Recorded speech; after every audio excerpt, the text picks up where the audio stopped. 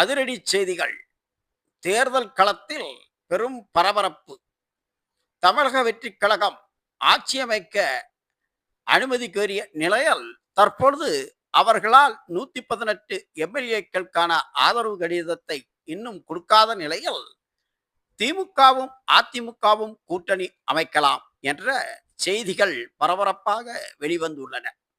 எடப்பாடியை முதல்வராக கொண்ட அதிமுக அரசுக்கு திமுக வெளியிலிருந்து ஆதரவு தரும் என்றும் அதற்கான பேச்சுவார்த்தைகள் முடிவுற்றுள்ளதாகவும் தெரிகின்றன.